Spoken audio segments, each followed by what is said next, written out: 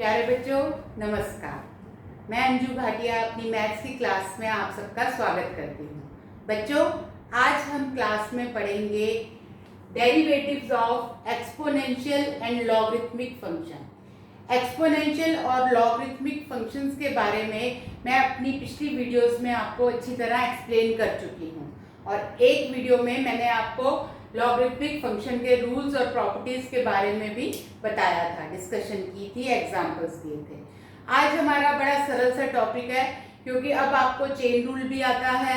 अब आपको काफ़ी आप प्रैक्टिस कर चुके हैं इम्प्लिसिट एक्सप्लिसिट फंक्शंस के डेरिवेटिव्स की, तो ये करना आपके लिए कोई मुश्किल नहीं होगा। सबसे पहले हम ये सीखें कि जो एक्सपोनेंशियल फंक्शन है उसका डेरिवेटिव क्या होता है और विद रिस्पेक्ट टू एक्स, और लॉगरिथमिक फंक्शन का डेरिवेटिव क्या होता है। जैसे हम सीखते हैं कि साइन एक्स का डेरिवेटिव कॉस एक्स होता है या एक्स स्क्वायर का डेरिवेटिव 2x होता है, उसी तरह बेटे एक्सपोनेंशियल फंक्शन e की पावर x को अगर हम with respect to x differentiate करें तो इसका डेरिवेटिव सेम वही का वही होता है। e की पावर x का डेरिवेटिव e की पावर x, नो चेंज। लेकिन log x का derivative with respect to x 1/x होता है।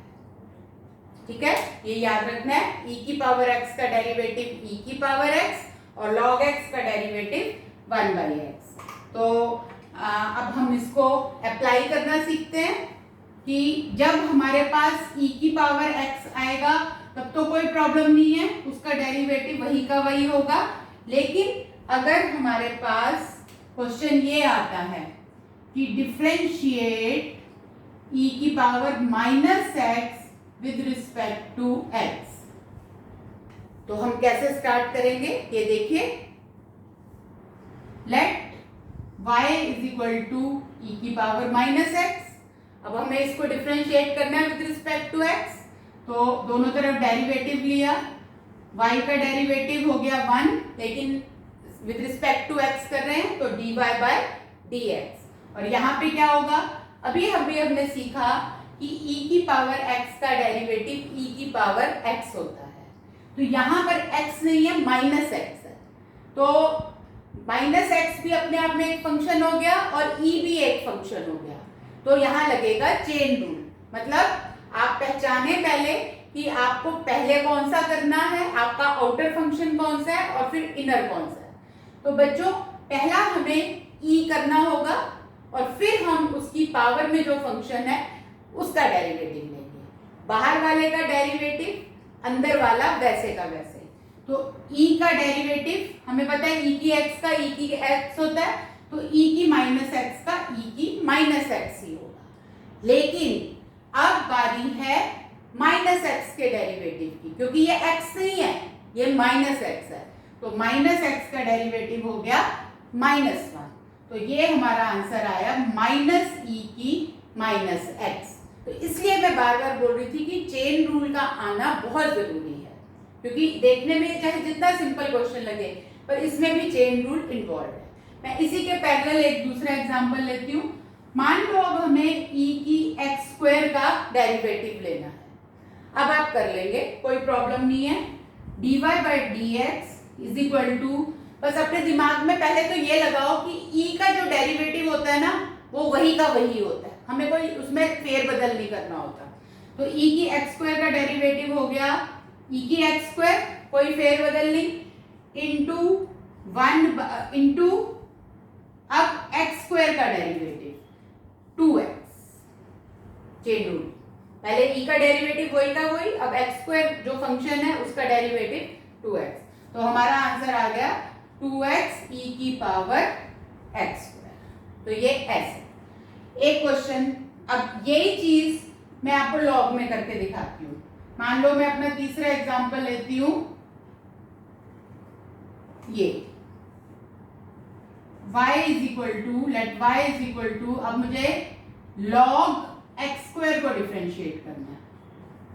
ये e(x²) था, अब मैं डिफरेंशिएट कर रही हूँ log x² को। तो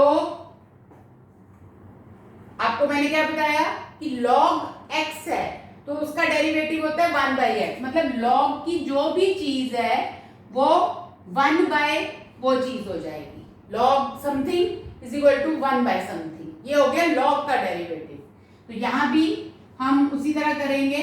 आपको देखने में साफ पता लग रहा है, दो फंक्शन है, बाहर वाला log है, अंदर वाला x² है। तो पहले बाहर वाले का derivative low, log of x²। तो log ऑफ x² का डेरिवेटिव हो गया 1/x²। log ऑफ समथिंग, तो उसका डेरिवेटिव 1/समथिंग। अब समथिंग की बारी आ गई। समथिंग का डेरिवेटिव x² का डेरिवेटिव हो गया बच्चों 2x। तो ये x से एक x कट जाएगा, 2/x। ये हमारा फाइनल आंसर। तो दोनों को देख सकते हो आप, फंडा तो दोनों में सेम लगा, लेकिन क्योंकि e की पावर x का डेरिवेटिव वही का वही होता है, तो यहाँ पे वो लिखा और 2x से मल्टीप्लाई किया। यहाँ पे log ऑफ समथिंग का डेरिवेटिव ये लिखा और 2x से जो उसका x² का डेरिवेटिव है उससे मल्टीप्लाई किया। आगे बढ़ते हैं। अब मान लो log अंदर है तो भी कोई बात नहीं, अभी तो देखा था ना log बाहर वाला क्वेश्चन था, अब log अंदर वाला ले लेते हैं। तो y इज इक्वल टू, अब की मान लो साइन ऑफ log x है, तो इट्स ओके, बाहर वाले फंक्शन का ले लेंगे अब डेरिवेटिव। अब चेन रूल तो हमें आता है ना, मतलब चेन रूल का देखो हर जगह उसका बोलबाला है। अब हमें log और e की वाले डेरिवेटिव तो पता है, पर अप्लाई हम तभी कर पाएंगे जब हमको चेन रूल पता है। तो साइन ऑफ log x, पहले बाहर वाले का डेरिवेटिव, अंदर वाला वैसे का वैसे।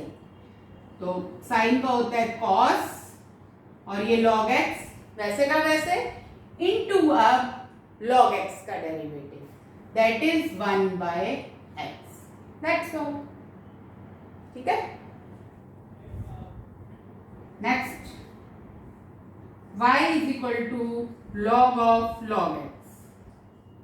कोई बात नहीं, इसकी शक्ल देख के ऐसे नहीं डरना कि दो log, कोई बात नहीं, हमें पता है कि log का डेरिवेटिव 1/समथिंग होता है। चेन रूल लगाते हैं, बाहर वाले log का डेरिवेटिव लेते हैं पहले। तो बाहर वाले log का डेरिवेटिव अंदर वाला वैसे का वैसे। तो log का डेरिवेटिव log x होता तो उसका डेरिवेटिव होता 1/x। अब log ऑफ log x है तो इसका डेरिवेटिव होगा 1/log x, ये अंदर वाली चीज इनटू अब अंदर वाली चीज का डेरिवेटिव। That's all. हमारा आंसर आ गया 1/x log x। उसके बाद एक और इंटरेस्टिंग सा एग्जांपल है, थोड़ा थोड़ा करके हम अपना डिफिकल्टी लेवल बढ़ाते रहते हैं और नई नई चीजें हम सीखते रहते हैं। अब हमारा एग्जांपल है, ये हमारी एक्सरसाइज 5.4 से लिए हुए हैं मैंने क्वेश्चन, उसी का एक क्वेश्चन है ये। इसमें हमें डिफरेंशिएट करना है बच्चों अंडर द रूट e की पावर रूट x को विद रिस्पेक्ट टू x। तो पहला step, let y is equal to, ये कर लिया। अब इसको डिफरेंशिएट करते हैं, dy by dx is equal to, यहां पे ध्यान दो कितने फंक्शन है, चेन रूल लगेगा, पता लग रहा है कितने फंक्शन है, फंक्शनों की पहचान करो।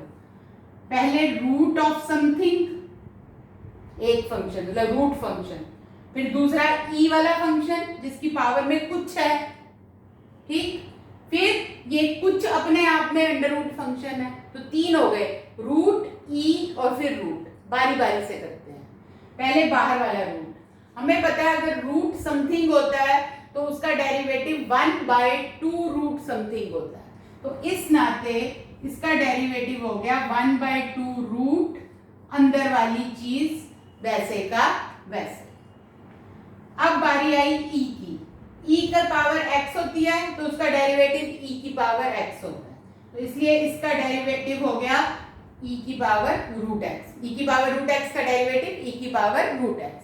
और अब बारी आई रूट x की, रूट x का डेरिवेटिव होता है 1/2 रूट x। तो ये हुआ हमारा कंप्लीट डेरिवेटिव। इसको हम थोड़ा सा ठीक करके लिख देंगे, तो 1/4 ऊपर आया e की पावर रूट x और नीचे ये रूट इकट्ठे, इसको मर्ज कर दो तो x e की पावर रूट एक्स। ये हमारा आंसर। एक और लास्ट क्वेश्चन करते हैं। ये कोई बहुत मुश्किल टॉपिक नहीं है, ये बस कोई चेन रूल में आपकी महारत होनी चाहिए, बाकी तो डेरिवेटिव ही है। अब की हमारा कोई फंक्शन हमें दिया हुआ है cos of log x plus e की पावर x। सिंपल सा क्वेश्चन है। क्या करना है आपको? dy by dx निकालना है। तो dy by dx is equal to cos बाहर वाला, ये दोनों अंदर वाले, पर दोनों प्रोडक्ट में नहीं है, प्लस में है, तो इसमें कोई प्रोडक्ट रूल नहीं लगेगा, ये ध्यान रखना है। जैसे नॉर्मल दो टर्म्स होती हैं वह उसका डेरिवेटिव। तो cos ऑफ समथिंग का डेरिवेटिव हो गया माइनस साइन ऑफ समथिंग, और अब जो समथिंग है उसका डेरिवेटिव सिंपल log x का हो गया 1/x और e की पावर x का e की पावर x। तो ये हमारा आंसर आ गया। मुझे लगता है बच्चों आपको ये समझ आ गई होंगी चीजें। 5.4 एनसीईआरटी में आपको क्वेश्चंस दिए हुए हैं, आप करिए, प्रैक्टिस करिए। कोई उसमें उलझन आती है, कोई आपको डाउट होता है, तो प्लीज कमेंट्स में वो डाउट लिखिए, मैं उसको सॉल्व करके भेजूंगी। थैंक यू बच्चों, प्रैक्टिस करिए, ऑल द बेस्ट।